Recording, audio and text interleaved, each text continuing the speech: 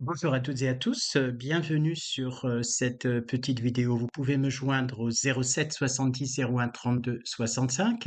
Vous pouvez aussi consulter mon site web sophrologie-psy.com où vous découvrirez bien mon blog avec vidéos, articles, etc.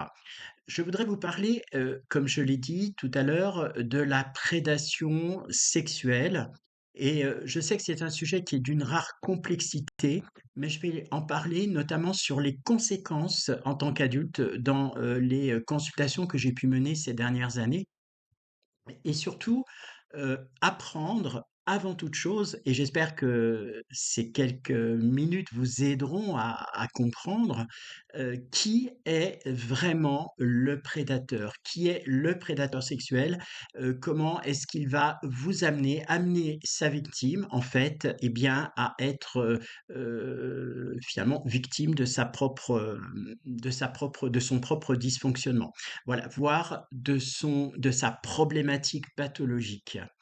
En ce qui concerne les consultations que j'ai menées, pour des adultes, j'ai appris à découvrir comment la prédation s'était, finalement, mise en place, au sein de la famille. Je tiens à préciser que cette prédation sexuelle ne touche pas uniquement, les femmes, uniquement les hommes. C'est quelque chose de très complet, qui, finalement n'est pas, sexué à proprement parler. Mais il y a un schéma qu'il est important de connaître sur le prédateur sexuel. Comment est-ce que le prédateur sexuel va mettre en place un certain nombre de situations pour amener et conduire sa victime, eh bien, à trouver, à être finalement dans ses griffes et avoir toutes les difficultés du monde pour arriver à s'en sortir.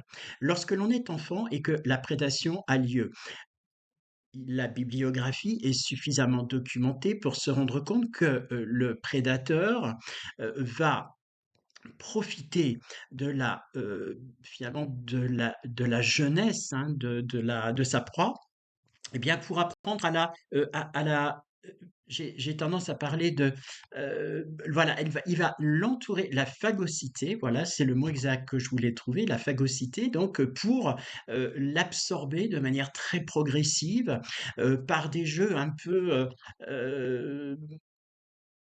mécanique, lui montrer: «Ah bah tiens, voilà, regarde, est-ce que tu vas bon, on va jouer au docteur, on va jouer aux adultes et cetera. Je vais te montrer comment on va arriver à ou plus» et généralement, c'est quelque chose qui se fait la plupart du temps, avec beaucoup de subtilité et c'est très, très compliqué, lorsque la victime est totalement digérée, de pouvoir, finalement, arriver à s'en défaire. Le principal atout entre guillemets, du prédateur sexuel, c'est de faire en sorte que ces victimes ne soient pas conscientes qu'elles sont victimes. C'est-à-dire que, prenons l'exemple d'un enfant, l'enfant ne va pas forcément comprendre, en tout cas sur l'instant qu'il a été victime d'une véritable attaque, donc qu'on a touché à son intégrité. Néanmoins, il va avoir la possibilité, et c'est aussi ce qui va lui permettre peut-être d'arriver dans l'urgence, en tout cas à dépasser le stade de la violence, eh bien, il faut que l'enfant puisse parler de ce qui lui arrive et surtout qu'il soit écouté et qu'il soit mis en confiance face à un autre adulte qui lui aura, ses propres mots pour arriver à expliquer que ce que l'enfant a vécu en tant que tel, eh bien, n'est pas normal, qu'un adulte n'a pas à toucher, son intimité, n'a pas à lui faire du mal, n'a pas à lui faire des avances et tout un travail peut se faire avec des pédopsychologues, des pédopsychiatres pour arriver en fait à pouvoir finalement déstructurer cette violence, parce qu'on parle de violence là véritablement, pour pouvoir enfin arriver au stade du débriefing. Moi, je voudrais parler beaucoup plus de qu'est-ce qu'il y arrive, comment les victimes de ces prédateurs, eh bien, s'en sortent une fois adultes et quelles vont être les conséquences traumatiques, de leur violence subie, de leur violence, peut-être même qu'elles ont retourné contre elles. C'est-à-dire la violence, lorsqu'elles en prennent conscience, a fortiori si c'est une personne qui a une ascendance, donc un père, une mère, un frère, une sœur, un oncle, une tante, enfin bref, donc tout ce qui tourne autour du foyer, donc de la cellule familiale, eh bien, a quelque chose de secret. Et pendant des siècles, des années même, on n'en parlait pas. On estimait que c'était quelque chose de tabou, quelque chose dont il fallait absolument cacher l'existence parce que ça n'était pas possible et très souvent, l'enfant était privé de droit d'expliquer ce qui lui était arrivé. Et donc, à l'adulte, qu'est-ce qui se passe à l'état adulte? Eh bien, le choc est tel qu'il y a la plupart du temps une sidération, c'est-à-dire l'incapacité réelle de pouvoir dire, voilà, il s'est passé telle chose et je vais le dire et je vais être cru parce que je l'ai expliqué. Néanmoins, 99% du temps, voire plus, il y a une immense solitude avec les années qui sont passées à cause de l'omerta. Cette omerta sur la violence de la prédation sexuelle, elle est suffisamment oppressante pour que, une fois arrivé à l'âge adulte, se mettent en place des mécanismes qui sont très compliqués en fait à déstructurer pour parler en fait de ce vécu de violence. Et la plupart du temps, les personnes qui gardent à l'intérieur d'elles-mêmes cette idée du traumatisme, eh bien, ont des difficultés à exprimer leur existence, à réussir leur existence. Et le pire, c'est que la plupart, à force de silence, elles se sont convaincues que quelque chose s'est peut-être passé, mais ça n'est pas une certitude. Quelque chose a peut-être eu lieu, mais c'est peut-être un faux souvenir parce que l'entourage n'a jamais, jamais cru la victime. Et ça, c'est quelque chose de vraiment dramatique qui existe. Et je dirais que, hélas, aujourd'hui, les réseaux sociaux ont une importance capitale à la fois pour permettre de dénoncer ce genre de choses, de prévenir aussi les utilisateurs, c'est-à-dire les jeunes pour la plupart, et d'arriver en fait à faire attention et à pouvoir se protéger de tout ce qui peut se passer. Et si quelqu'un a été victime d'une de ces violences, il est très important de pouvoir en parler.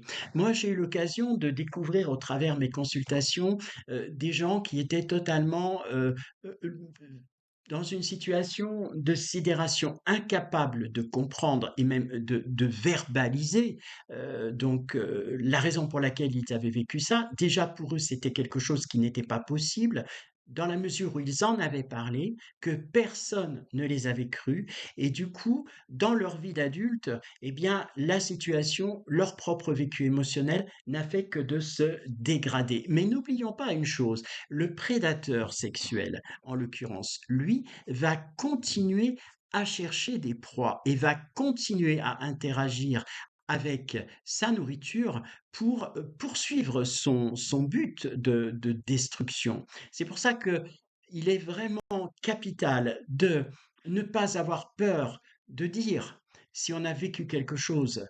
euh, et je sais que parfois c'est très compliqué à expliquer. Moi, j'ai eu l'occasion de pouvoir travailler dans mon métier à l'époque avec des structures aidantes parce que lorsque je pressentais que quelque chose était arrivé, il était vital de le dire. Donc, sans s'occuper d'ailleurs des tiers, hein, c'est-à-dire des parents, etc., je crois qu'il faut absolument laisser la parole et prévenir pour que la situation soit finalement gérée d'un point de vue légal, car n'oublions pas que pour la société, c'est condamnable, il s'agit d'un crime, et comme tout crime, les choses peuvent aller extrêmement loin. Une fois arrivés, comme je l'ai dit, à l'âge adulte, très souvent, les jeunes qui ont été victimes de violences eh bien, ont mis en place un certain nombre de choses pour se protéger. Néanmoins, n'oublions pas qu'il y a un délai de prescription en France, du moins, et que c'est ce délai de prescription qu'il est capital de maintenir pour détruire et empêcher que la prédation, eh bien, puisse se poursuivre.